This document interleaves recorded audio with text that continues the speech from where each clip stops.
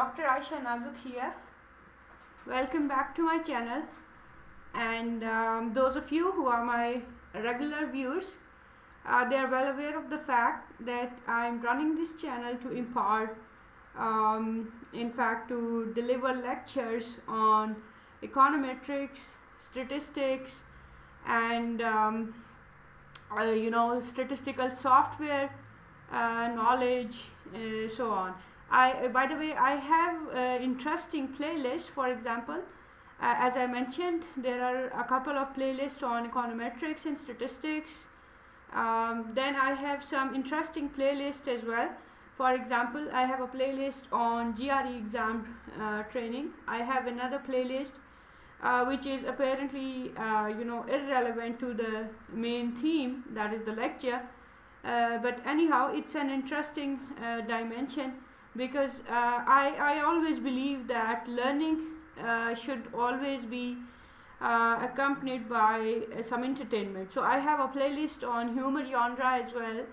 And then an important aspect of living successfully among human beings is to understand positivity and to understand the art of connecting with different human beings.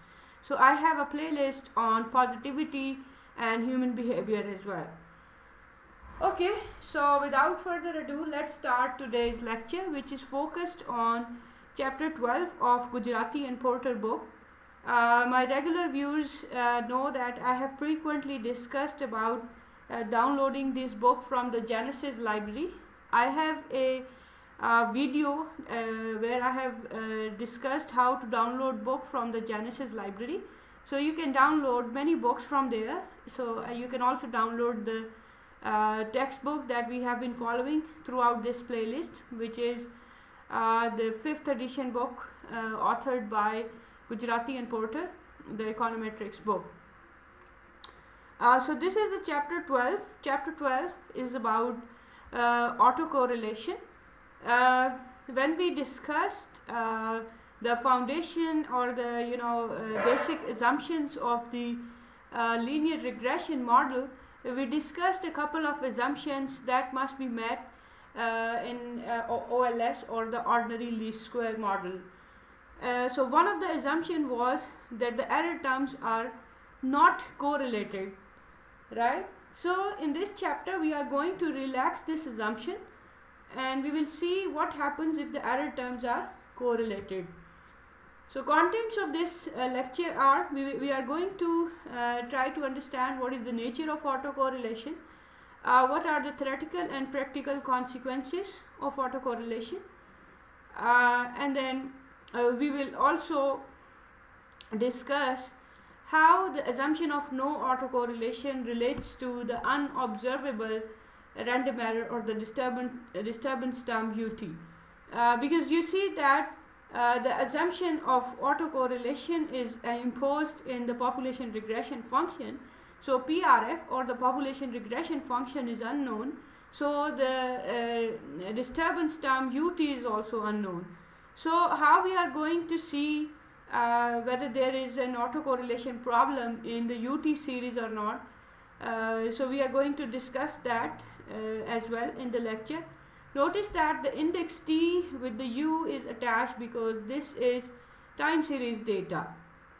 If we have cross-sectional data, we generally attach the subscript I. So T stands for time series data. Then the last, the last content of this lecture will be the remedial measure for autocorrelation. Okay, so let's set the foundations for the conceptual understanding of autocorrelation. As we know that generally there are three types of data that are available for empirical analysis: cross-sectional data, time series data, or a combination of cross-sectional and time series data. So we know that if in a given data set time is constant and only the cross sections are varying, for example, the price of wheat across different cities of Pakistan in the year 2020, so that is a cross sectional data because time is fixed and we are getting the average price of wheat in different cities for the year 2020. Now in time series data, time varies, but the cross section is fixed. For example, the price of wheat in Islamabad, or you can say the average price of wheat in Islamabad for the year 2020. And then the third is when we have a mixture of cross section and time series data, that is both cross section and time, they are varying. Okay, so as I said that in this lecture we are going to relax one of the assumption of the OLS model, which is that the error terms are uncorrelated.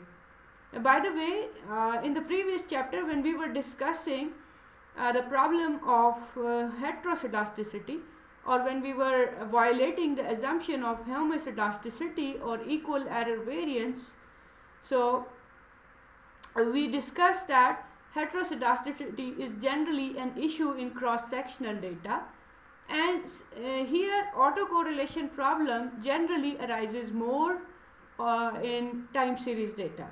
So why this distinction between time series and cross-sectional data and the inherent problems in these two types of data set? You will be able to appreciate or understand these 2 points once you have an understanding what is autocorrelation.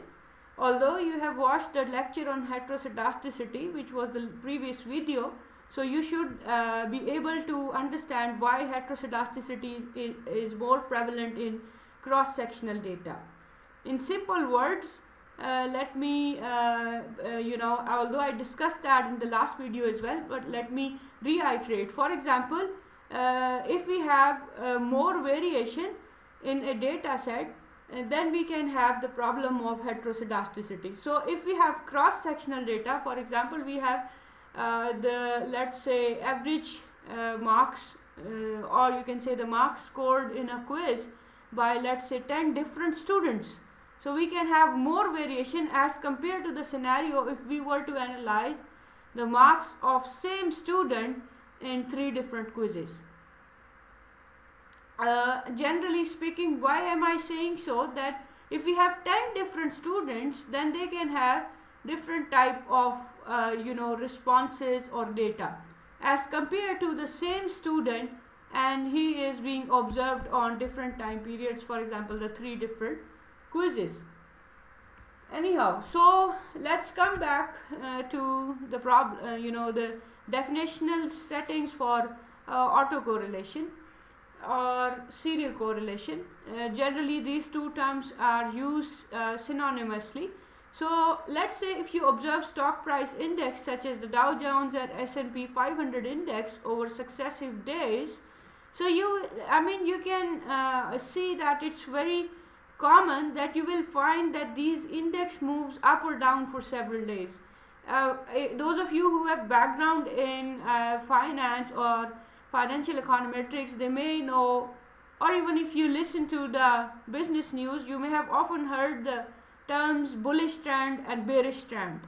So when there is things are moving upward, that is called bullish trend. So if there is a bullish trend in the market, the stock prices may keep moving upward for, let's say, 30 or 20 days. Similarly, for bearish trend, they keep on decreasing for several days. So that means that there is a link between current observation and previous observation. That is, for example, stock price of let's say day number 20 may be dependent upon the stock price on day number 19 or 18. So when we say that why autocorrelation arises, generally if current observation is dependent upon previous observation, then we will have the problem of autocorrelation. Okay, so let's in this chapter you will you will realize that the repercussions of autocorrelation that I have abbreviated here as AC. So the repercussion of AC and heteroscedasticity are similar, and the only issue in the case of autocorrelation and heteroscedasticity is that the OLS estimators are no longer minimum variance, right? That is, we cannot call them the best estimators. Why they are not best? Because they don't have minimum variance. Otherwise, the rest of the things, that is the linearity and unbiasedness and normally distributed in large samples, that are all right. The only problem is the minimum variance condition of the estimators is not met. Okay, so let's theoretically understand the nature of autocorrelation. Mathematically speaking, if the covariance between ui and uj, that is some residual term for the ith, the residual term ith and the residual term jth, ui, uj, if their expectation or the covariance between these two is 0, that means that there is no autocorrelation. But if there is a dependence, then the expected value or the covariance between ui and uj is non-zero. So why generally the correlation between ui and uj, that is two different random error terms in a same data set, why their correlation is non-zero? Generally it happens if the current observation in a data is dependent upon previous observation. For example, consider that in a business scenario, a disruption caused by a strike this quarter may very well affect the output next quarter. That is, we have the disruption, let's say there is a labor union and they have called for a strike, and throughout this quarter the business activity is at a halt. So it may very well affect the output next quarter, because even if you start producing in the next quarter, the loss of output that you have caused in the previous quarter can impact the output in the next quarter. Or for example, if one family increases the consumption expenditure, then it may very well prompt another family to increase its consumption expenditure. I mean, it can happen, for example, due to the neighborhood peer pressure. For example, if your neighbor are living lavishly, maybe that can influence your consumption pattern. Or if not neighbor, people in your immediate social circles, if they are following a lavish lifestyle, that can influence your consumption patterns as well. Of course, these things are discussed under scenario-based assumptions, and I'm not saying that these are always going to hold true, but these are one of the possible scenarios, or few possible scenarios that can cause the problem of autocorrelation. Okay, so although to some extent you have now developed an understanding that why we face the problems of autocorrelation, now I'm going to discuss the frequent reasons behind autocorrelation problem, and then we are going to understand how they occur in practice. Anyhow, so we are discussing reasons for autocorrelation. So first reason is the inertia factor. In econometrics or in economics, inertia or sluggishness often occurs. For example, if you closely follow the business cycle diagram, you see when the things are experiencing expansion time period, then everything is moving upward. For example, GDP is moving upward when the economy is expanding, and then it reaches its peak, then ultimately it starts declining and the economy is experiencing recession, and so on. So we have different types of phases of business activity. So the different time series, if we analyze, for example, the GNP, the price indices, or the unemployment values. So these things, they follow certain you can say cyclical patterns. So if in let's say if you focus only on the expansion part, so if we are analyzing the values of GDP in this expansion part of the figure, so you will notice that the current GDP may be dependent upon last year GDP, and so on. So because you see these things are moving in a particular pattern, so they cannot be declared independent of previous observations. So one of the reason is inertia. Then the second reason is excluded variable specification bias. We will develop an understanding of this bias with the help of a practical example. Let's say we have the following demand model yt as a function of x2t, x3t and x4t, where y means quantity of beef demanded is a function of price of beef, consumer income, price of chicken and time period. Let's say this is the model. Okay, just imagine that for some reasons we run the following regression. Reason could be anything. Maybe if we don't have theoretical understanding of the true model and we run a model which is not correct, or maybe we don't have data and we run like we don't have data on x4, so we run this model where we regress y only on x2 and x3. So if we skip an important variable from the model, what will happen? This error term Vt in the new model is actually equal to beta 4 times x4t plus ut. In other words, this error term Vt will have an influence of the important variable that we have omitted. So if we have omitted an important variable that can influence the dependent variable, so in other words, we have omitted a particular pattern from the dependent variable. So that pattern or the systematic effect will be stored in Vt. So that means if we drop an important variable from the model, then that can also cause the issue of autocorrelation. Okay, next we have another type of specification bias where we run the model in an incorrect functional form. Once again, we will develop its understanding with the help of an application. Let's say marginal cost is a function of output and output square. So if this model is true, then that could fit a parabola type of a shape here that is shown here with the help of these dotted pattern.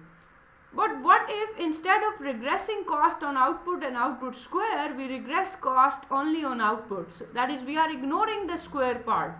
So even if the actual pattern is parabolic or nonlinear, we are fitting a straight line which is the linear model. So you can see that between point A and B, the linear model is overestimating the parabolic model, right? Similarly, you can see that behind point A and point B, it will consistently underestimate the true parabolic or the true marginal cost model.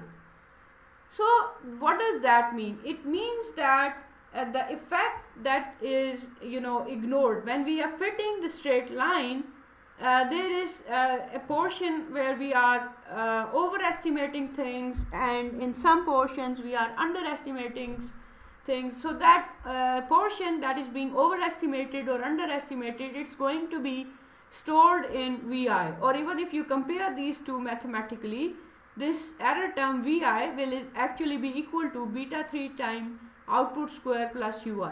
So this is also going to cause the problem of autocorrelation, right? Because this will cause a systematic effect of the output square term on the marginal cost. So Vi will reflect autocorrelation because of use of an incorrect functional form, right? Okay, so next is Cobweb phenomena.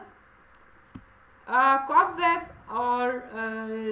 is, by the way, a spider web. So in econometrics, Cobweb phenomena is generally when things are dependent upon things respond with a gestation period. For example,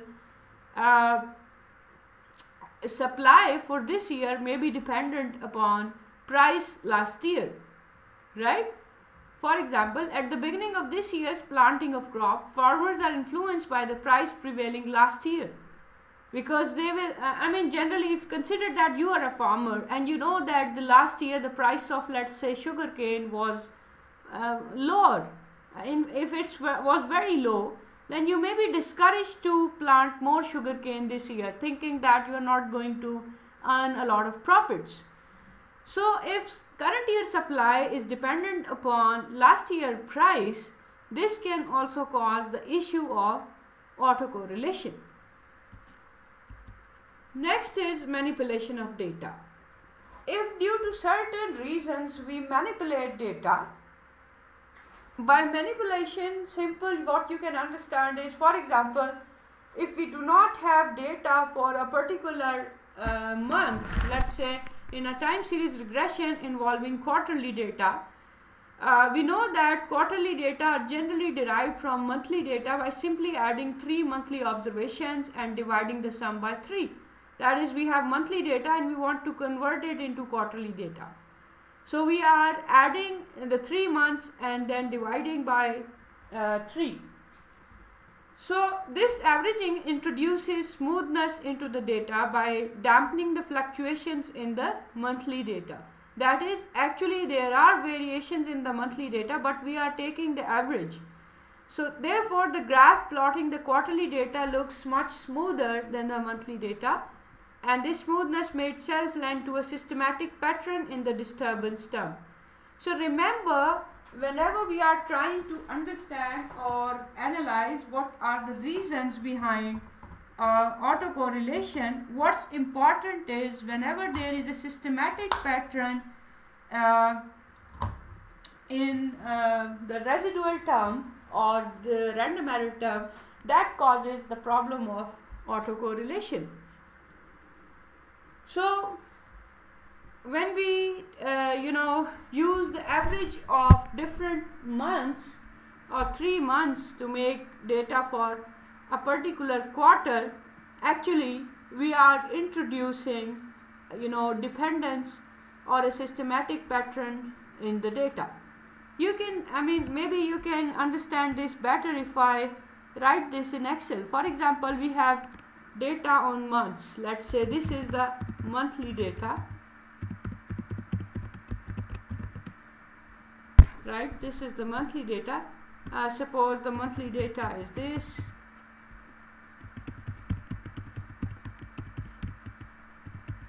Okay, so let's say I want to convert this into quarterly data. So what will happen, that for this quarter the value will be, I'll be adding these 3 and then divide by 3. For the next quarter it will be sum of, so previous 3 will be these 3 and then so now you can see that for the second quarter part of the data is being picked from the first quarter. So if I analyze this quarterly data, the value for the second quarter that I have constructed is dependent upon the value for the first quarter. So this is a typical scenario or typical understanding, pardon for a momentarily view of my social media page, pardon me for that. Anyhow, so this is how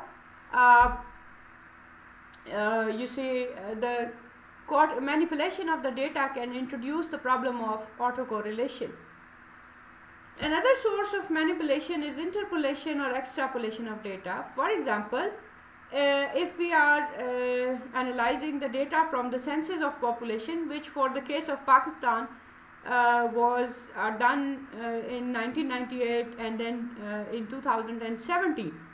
Now let's say I need data on some year between 2017 to 1998. Let's say I need data for the year 2000. Then that data will definitely be an estimate. Different statistician may have used different prediction, or you can say interpolation or extrapolation methods, whereby by using the data for 2017 or 1998 they may give a figure for, let's say, year 2000. So this type of data manipulation can also cause the problem of autocorrelation. Next we have data transformation. Suppose that we have the model y as a function of xt, where y is the consumption expenditure, x is the income expenditure. Suppose that I define the lag of yt as yt minus 1. So that means the income for the previous period is dependent upon the consumption for the previous period is dependent upon the income in previous year. So this is the lag form of the original model. Now let's say I subtract this lag form from the original form to construct the first difference form of the model, which is yt minus 1. Of course, beta 1 minus beta 1 will be cancelled out and will be left with beta 2 xt minus 1 plus ut minus 1. So we can write the model in a compact way by using the delta operator. Delta simply means this is the difference. So delta yt means yt minus 1.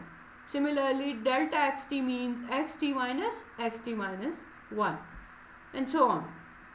So in this new form of the model where delta ut is written as vt, so this is the new form of the model or the data transformation model. So you can see that the first difference form of the model, this can have the problem of autocorrelation, because you see that vt is a function of ut as well as ut minus 1, right?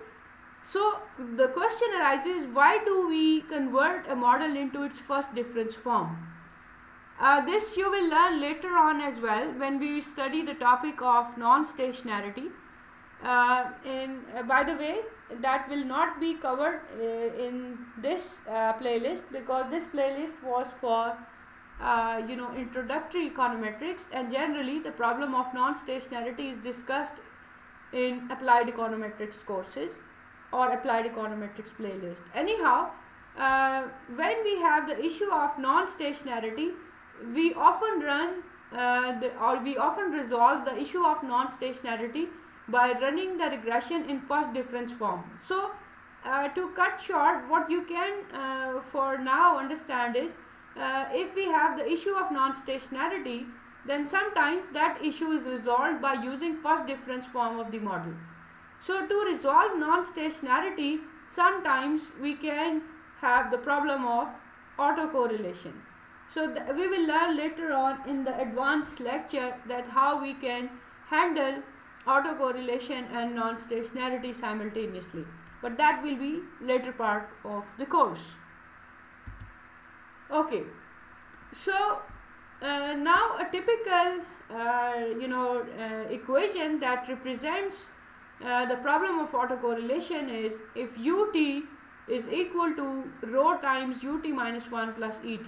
So what does that mean?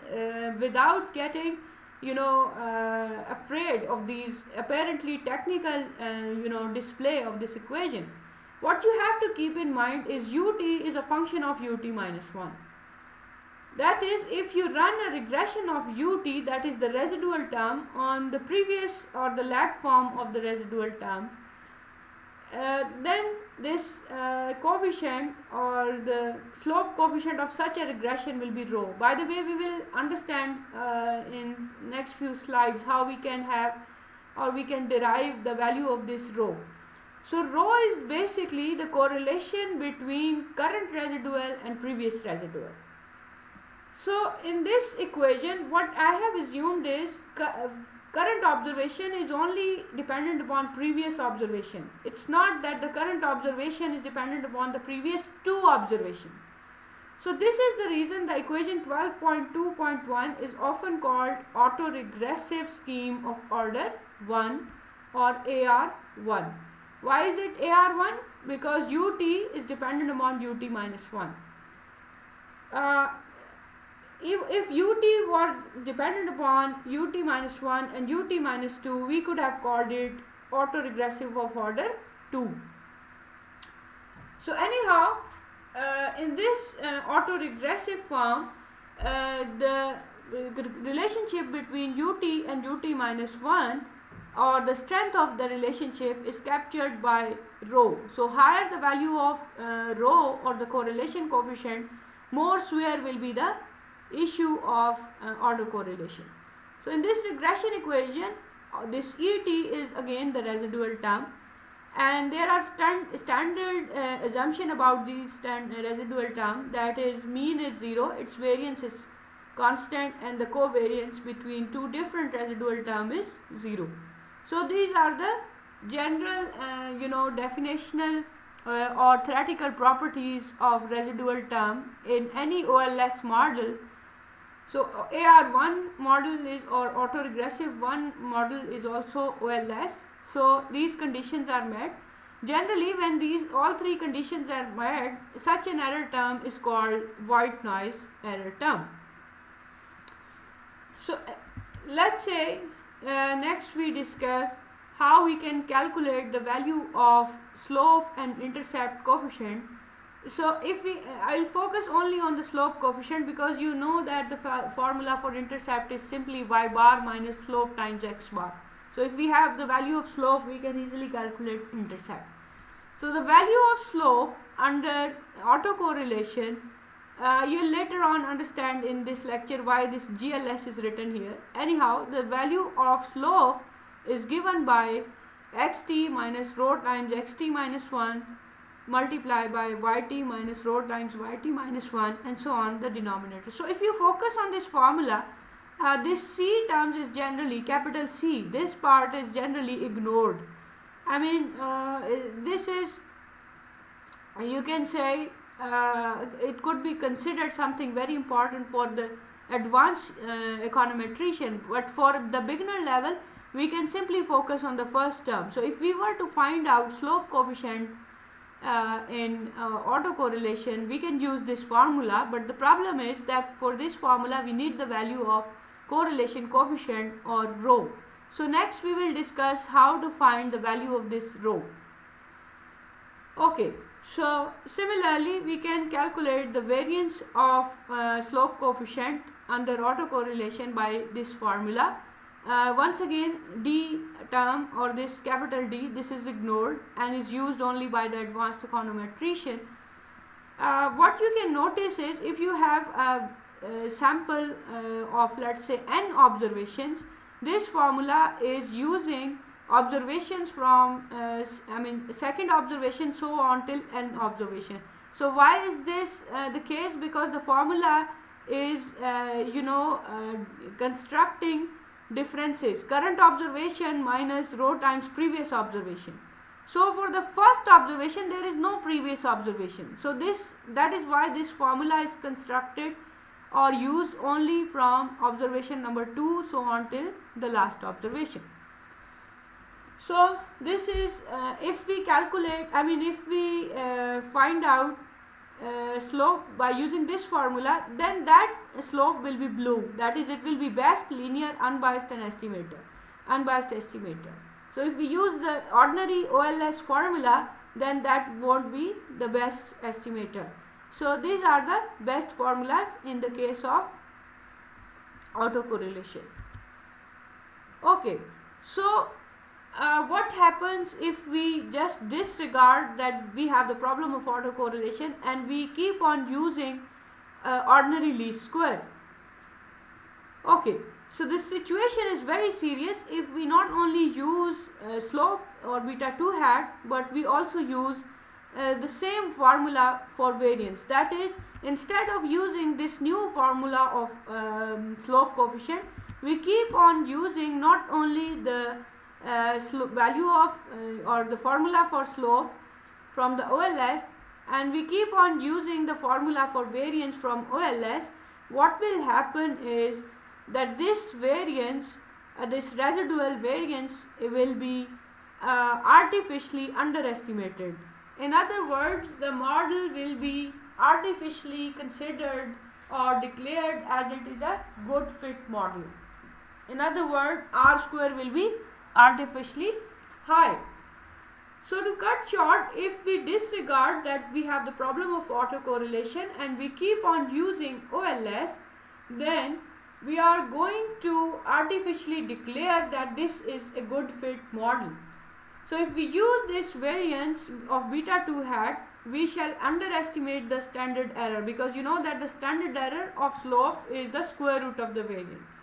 So if we underestimate the standard error, then the t ratios will be overestimated, because you know that the formula for t ratio is beta 2 hat divided by standard error of beta 2 hat. So when this t ratio is overestimated, its value will be artificially high. So if when its value will be artificially high, we know that if t value is higher, the likelihood of declaring it statistically significant will be higher.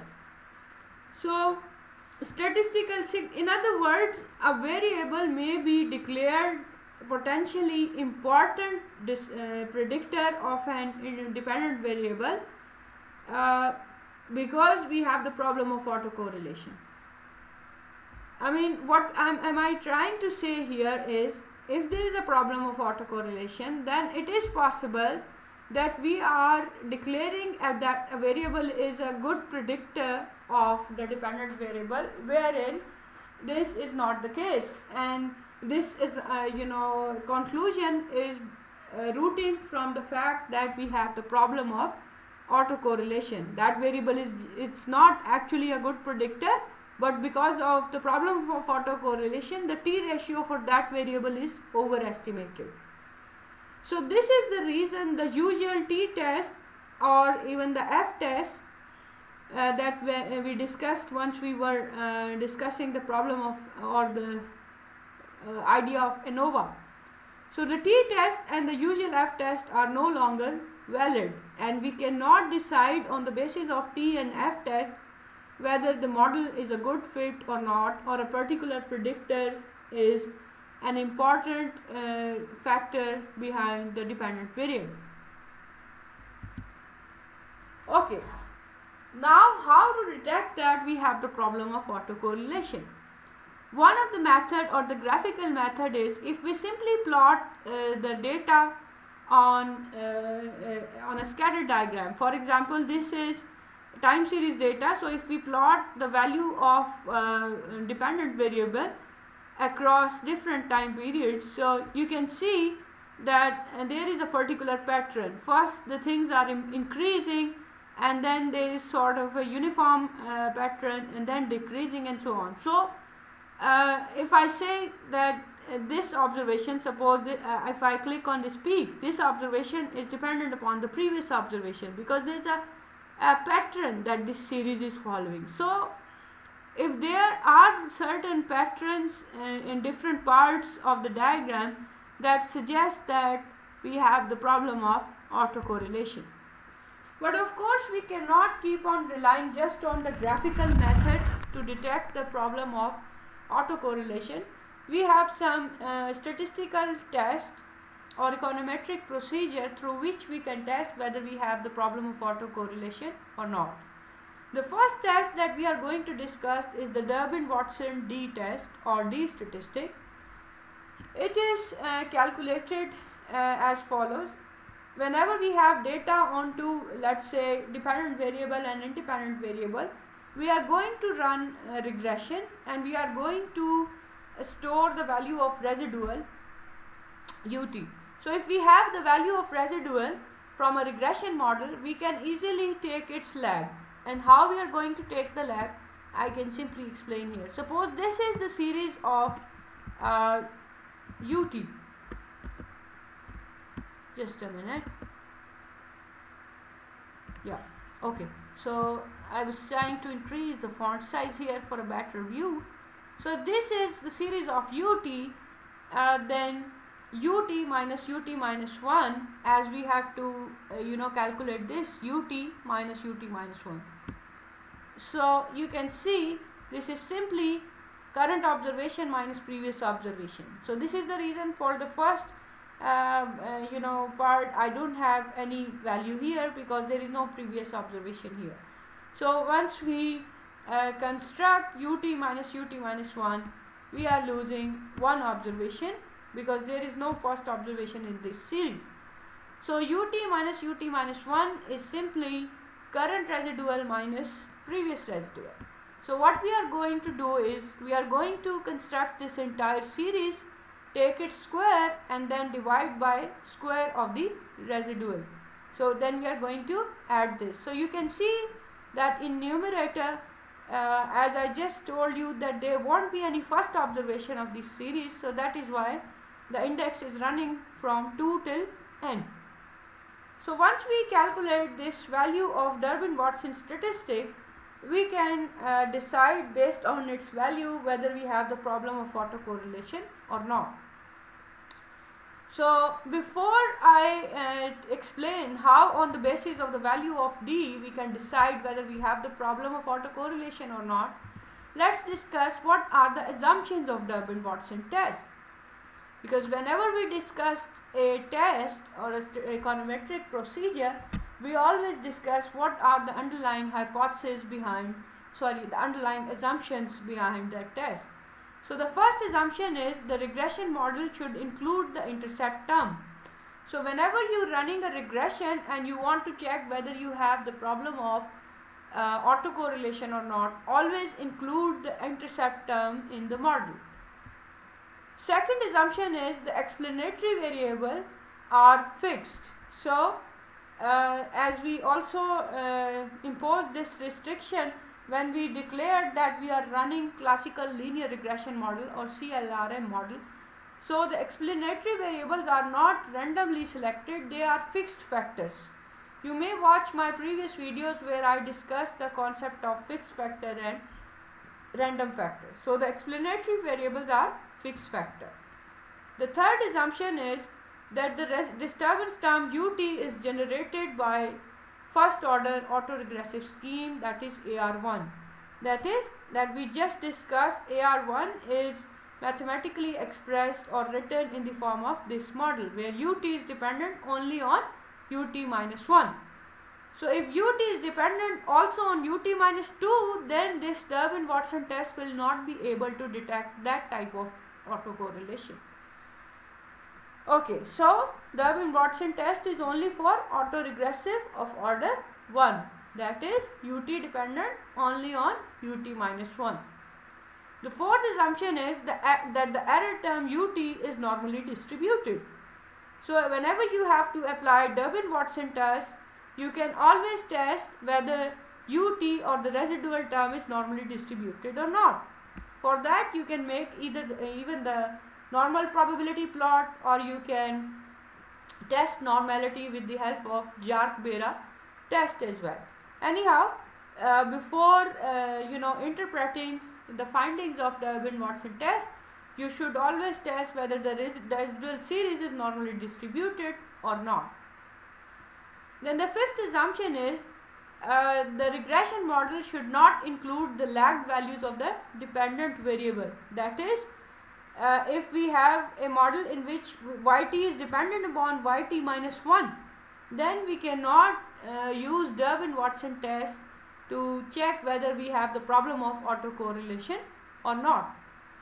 And the last assumption is there should not be any missing observations in the data.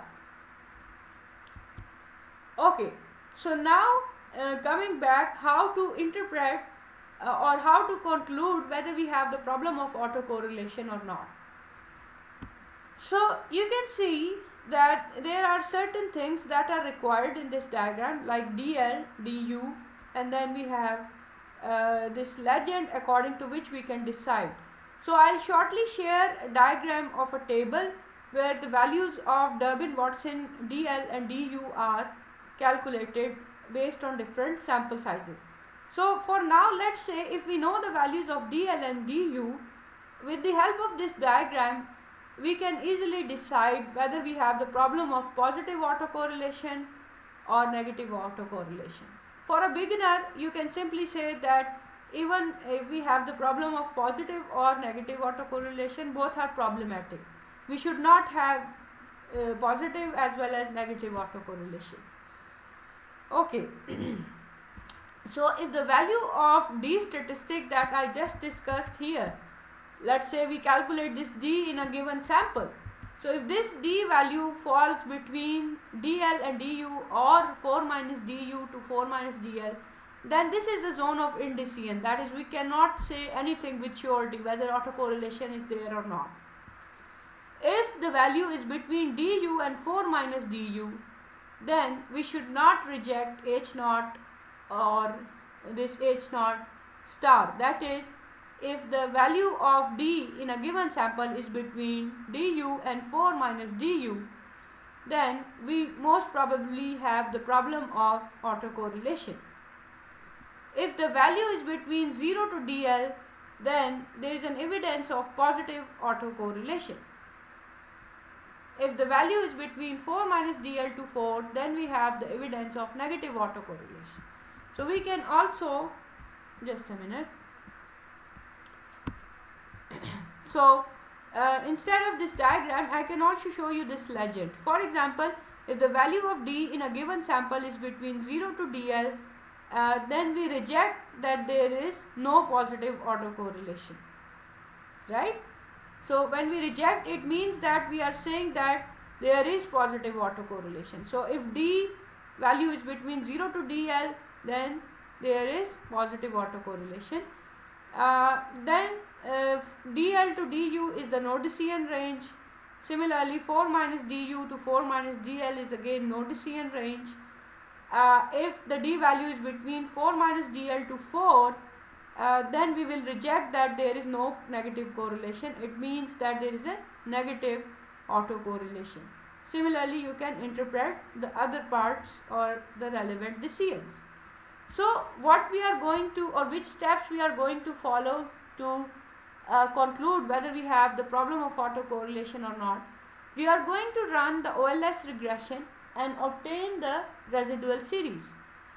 Then we will compute the value of D by using this formula that I have just mentioned in this equation. So we will calculate D, and by the way, this autocorrelation is embedded in most of the software. If you use, let's say, Stata software, or you use any other statistical software, they report the value of D value or the Durbin-Watson value. So for a given sample size and given number of explanatory variable, find out the critical values of DL and DU. So we can easily find the values of DL and DU for a given sample size by using this table. This is available on page 890, or by the way, you can also use online Durbin-Watson D statistic calculator as well, where you can enter the what is N, that is the number of observation, and what is K, that is the number of explanatory variables excluding the constant term. That is, do not count the intercept term and count all the explanatory variables in the model, that is K. So suppose if your sample size is, let's say, 15 and you have only one explanatory variable, so you can use K is equal to 1 value, and here DL is 0.811 and DU is 1.071. So once you know the value of DL and DU, you can easily construct these ranges and accordingly decide whether you have the problem of autocorrelation or not. Okay, so as we said that there are a lot of assumptions attached behind the Durbin-Watson statistic. So we also have an alternative autocorrelation test, which is called the Bruish-Godfrey or the BG test. One of the important contribution of the BG test that it could be used in higher order autocorrelation as well. That is, it could be used in AR1, AR2 models and so on. Okay, so BG test is often also called LM or the Lagrange multiplier test. So how this test is generally applied in a given data. Let's say we have this model yt as a function of xt, and let's say the error term follows the pth order autoregressive scheme. That is, the error term depends upon the previous term and then the second previous term and so on, right? that is current term is dependent upon first lag observation, second lag observation, and then pth lag observation. So if this is the assumption and we want to test whether all of these, for example, if row 1, row 2, so on till row p, all of these are 0, that means that we don't have any problem of autocorrelation. But even if one of these is like row's coefficient, this is non-zero, that means we have the problem of autocorrelation. So what we are going to do, we are going to estimate this original equation 12.6.14 by ordinary least square and obtain the residual terms ut hat. Then we regress ut hat on the original xt. Right? We are going to, in step 2, we are going to treat ut hat or the residual series as the dependent variable and the original independent variable xt as my independent variable. So once I have this model, I am going to regress ut hat on original xt as well as ut minus 1, ut minus 2 and so on. So I am going to regress ut hat on xt and then first lag of ut, second lag of ut and so on. Then I am going to obtain r square from this regression that I have also called the auxiliary regression. So once I have the value of r square from this regression, I can multiply this by n minus p, where n is the number of observation and p is the order of lag or the order of autocorrelation that we are testing. For example, if we are testing whether we have fourth order autocorrelation, then p will be 4. If we are testing whether we have third order autocorrelation, then p will be 3.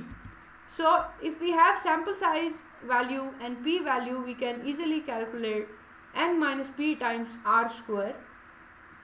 So what we are going to do, we are going to compare n minus p times r square with the chi-square distribution. So how we can do that?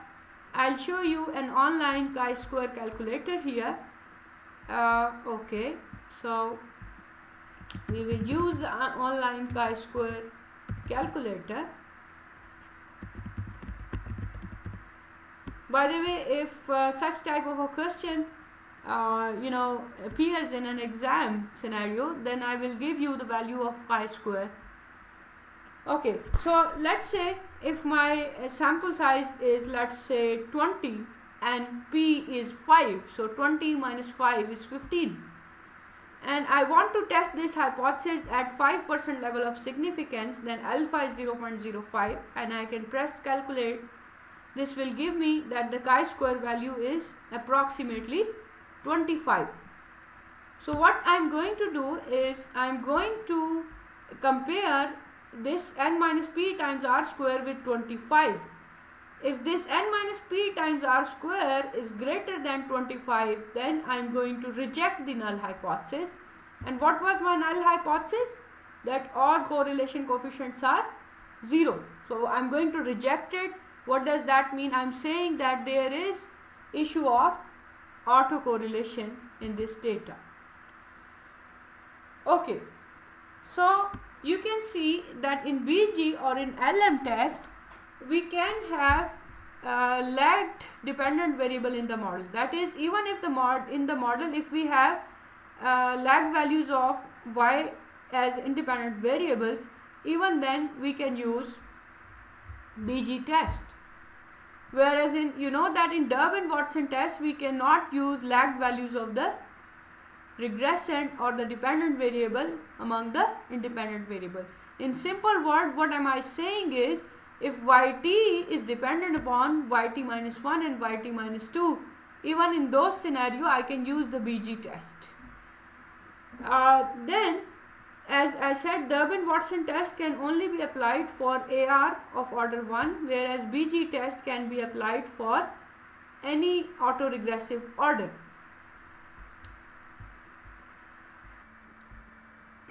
Okay, so this is how BG test is run on a given data set, and what are the important benefits of using the BG test as compared to the Durbin-Watson test. The only issue is if you have to use BG test, Generally, this is not embedded or by default reported in statistical software, and you may have to do certain calculations or do certain programming if you are using advanced statistical software, where you can find the value of BG test through some programming. Anyhow, manually you can easily calculate the value of BG statistic, and you can interpret accordingly by using this decision criterion. Okay, so some important consideration about the BG test. If in equation 12.6.15 P is equal to 1, that is this equation, if P is equal to 1, then that reduces to autoregressive of order 1. So then BG test is called Durbin's M test.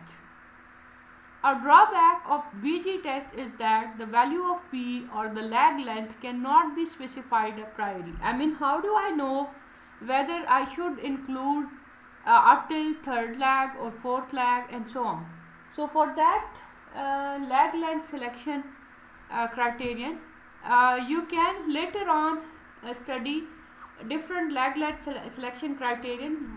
Two of them are the Akaik and Schwarz criteria. So you can study that later on, that on the basis of these two criterion we can select how many lags should we include in the model, or what is the value of P. Okay, now that we know how to test the issue of whether the problem of autocorrelation is there or not, let's see how we can compensate for the problem of autocorrelation. That is, what are the remedial measures? First, you need to find out whether autocorrelation is pure autocorrelation or is it because of misspecification of the model. For example, have we excluded some important variable, or the functional form is incorrect? If this is the reason, then we should try to include all important variables in the model, or we should try to analyze what is the correct functional form which is suitable in a given scenario. So let's say after scanning through these two options, that is whether we have excluded some important variable or not, or the functional form is incorrect or not, after checking for these, then you should check if it is not because of these two factors, then it means it is pure autocorrelation, and we can use some transformation of the original model so that the transformed model does not have the problem of autocorrelation. So the transformed model is called GLS, or the generalized least square method. This is the reason when I was showing the formulas of blue estimator under autocorrelation, you had a superscript of GLS. I mean, I'm referring to that slide. Yes. So this was the formula that I told you, that this slope formula will be blue, that is best linear unbiased estimator, and GLS stands for generalized least square. Okay, just a moment. So we will soon learn how to run generalized least square method model, or we can use, if we have the data size is large enough, I mean we have a large sample, then we can use the Newey-West method, that I will shortly tell you how we can apply this method in Microsoft Excel. So if I follow this method, even if there is a problem of autocorrelation, the formula of slope and intercept will be efficiently calculated. Okay, or in some situation we can simply disregard that there is a problem of autocorrelation, and we can keep on using the OLS method. So we will discuss different types of scenarios. For example, let's discuss the problem whether we have model misspecification in a given scenario or pure autocorrelation. Let's say if we have a model yt as a function of xt and trend variable or the time variable t. So if I run this model and the value of D or the Durbin statistics is 0.4497, suppose that I want to include more variable because let's say I want to I am considering that they are more important determinants of YT. Let's say if I discuss what are the variables that are being discussed here. Let's say the data is time series data and we have data on wages and productivity. So if both wages and productivity, we know that they follow certain trends. That is, for example, if the wages are increasing and then they keep on increasing for some years, then they reach the peak wages and so on. So similar to business cycle, wages and productivity can have trends. So we can include the tree or the time variable to incorporate the impact of trend. So if I include the trend variable, even then you can see that the value of Durbin statistic is very low. And if you refer back to the diagram where we were discussing, we saw that if the Durbin value is very low, then it's generally suggestive of positive autocorrelation. I mean, refer back to this diagram here. So we have the problem of positive autocorrelation. In other words, when the value of D value is very low, then we have the problem of positive autocorrelation. So even by including the trend variable, we still have the problem of autocorrelation. So let's say if we look at even after including the trend variable, the problem is still there. Let's say if I want to test whether this issue is because the relationship between y and x is non-linear, that is the relationship between wages and productivity is non-linear. So even if I include x square or productivity square, so wages as a function of productivity, so even if I include the square of productivity, the Durbin-Watson value is still very low. So that means we still have the problem of autocorrelation. So this suggests that it seems that we have pure autocorrelation rather than model misspecification. Although if we have more variables, we can try including those variables and see if that resolves the problem of autocorrelation. So the point is, if we have additional variables and we think that they are important, we can introduce them in the model and you can see whether that resolves the problem of autocorrelation. Similarly, you should try different functional forms of the regression and you can see whether that resolves the problem of autocorrelation. But keep one thing in mind, that functional form of the model should also be chosen that agrees with the pattern in the scatter plot.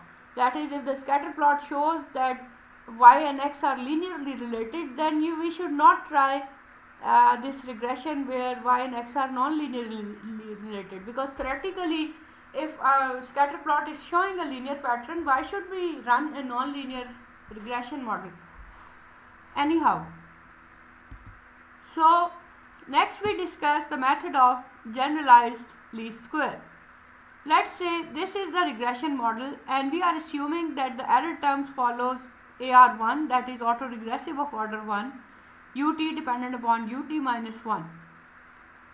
Okay, so if rho is known, and then there is a different approach as compared to when rho is not known.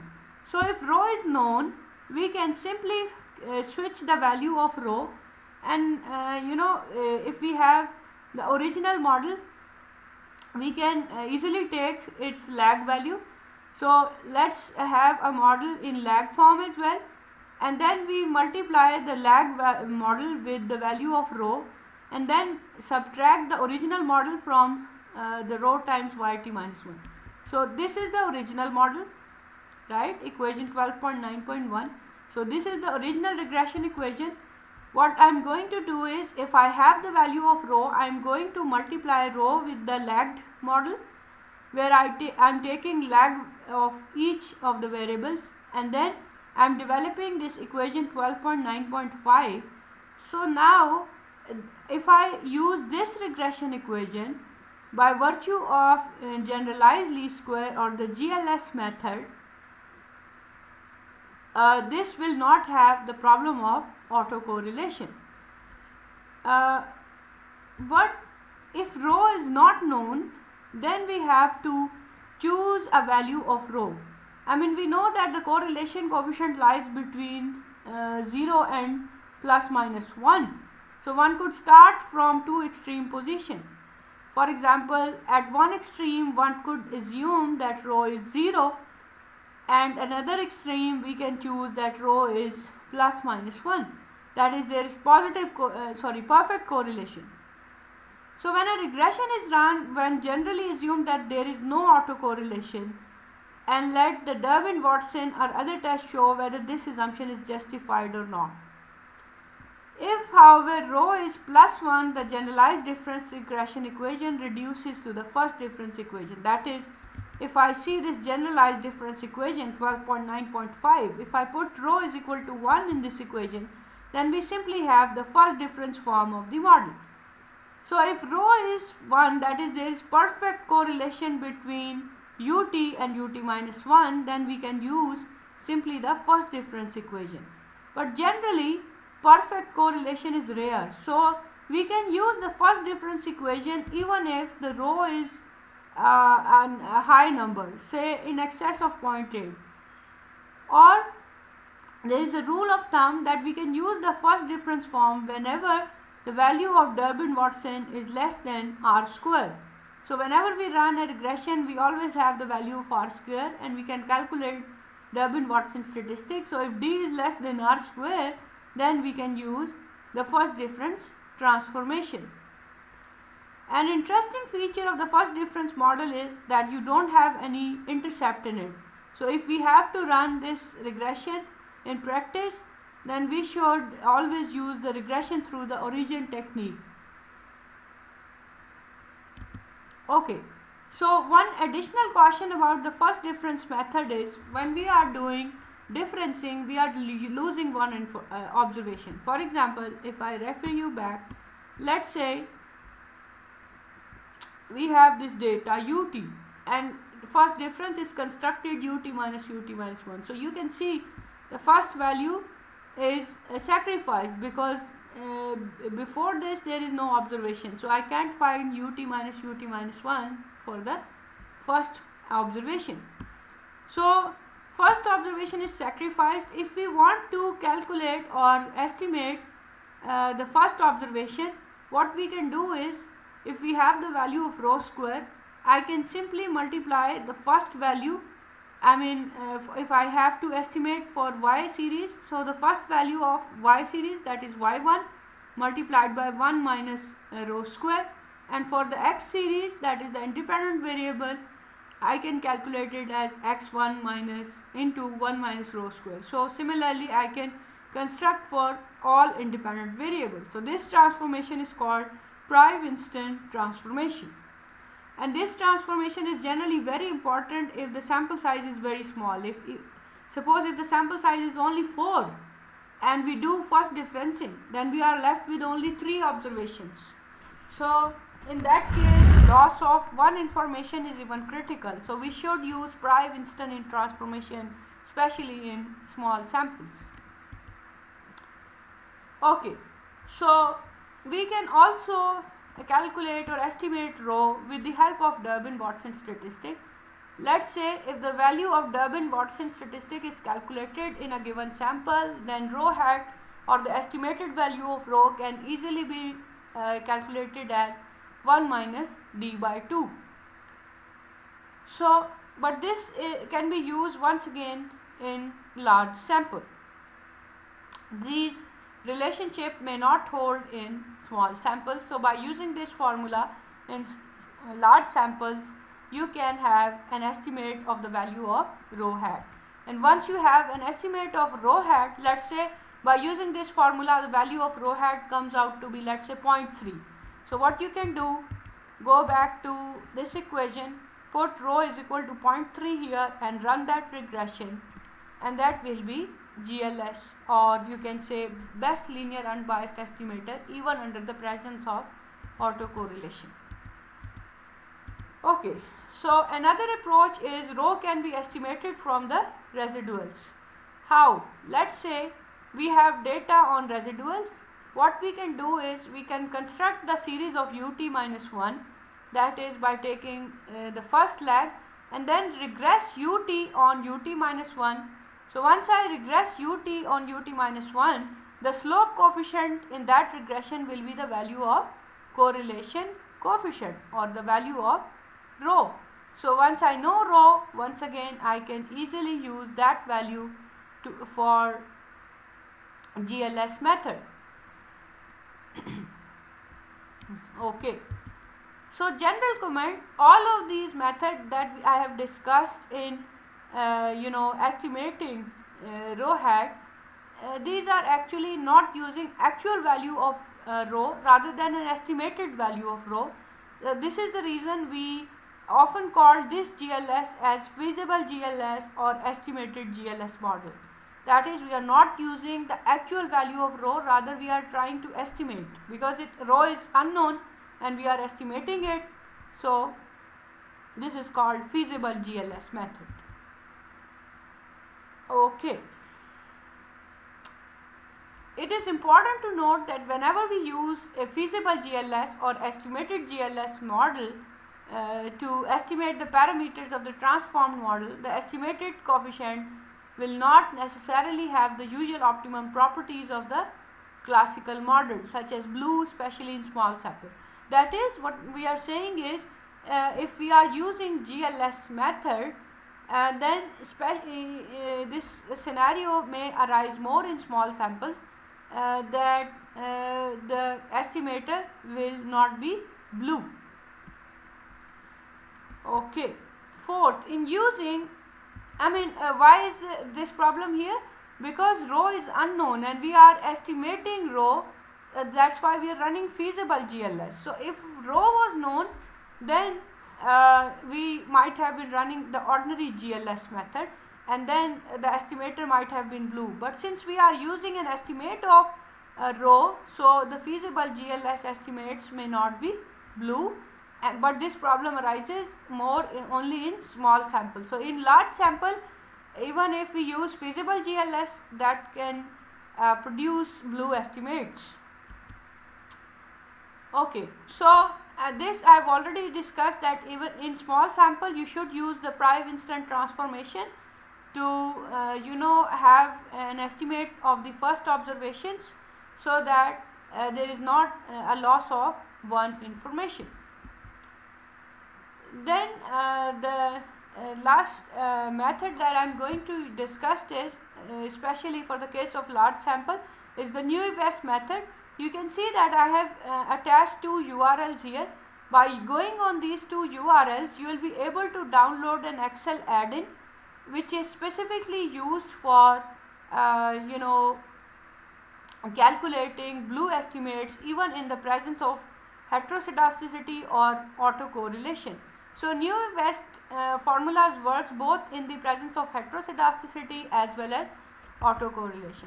So what you have to do is, if you go on these websites, you will find out how to calculate BG and Naive Bayes option and where to download. So one of the URL is about downloading, another is how to use, although I will shortly discuss here as well how to use the Naive Bayes formula.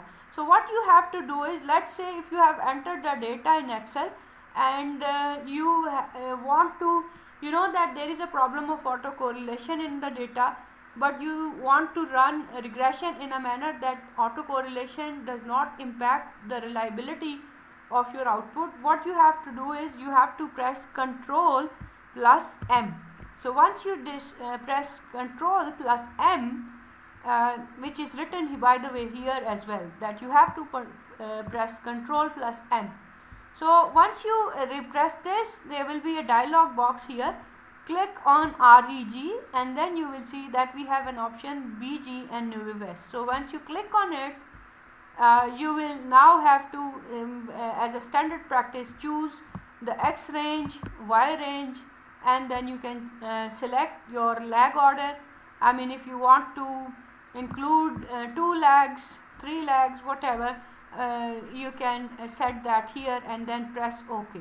So once you do that, you will the regression output will be reported, and that regression output will be interpretable even under the presence of autocorrelation. That is, those coefficients and their standard errors will be a fair estimates or even under the presence of autocorrelation. Okay, so this was about the problem of autocorrelation, what are the different detection procedure, and what are the remedial measures. So you should try these chapter exercises to consolidate the concepts that you have learned in this lecture. By the way, for my NUS students, I have shared the not only the book but the solution manual of the book as well, but you should first try solving these exercises on your own, and only after solving the exercises you should try to match with the actual solutions. And the general viewers, they can either download the solution manual from the internet, or they can drop me an email and I can share the even the book in soft copy as well as the solution manual. Okay, so this was all about today's video. Thank you for watching, and I hope you liked and learned from this video. So you can subscribe to this channel, and you can develop a professional connection with me by writing me an email, and you are more than welcome to share your feedback in either through email or in the comment section. Thank you.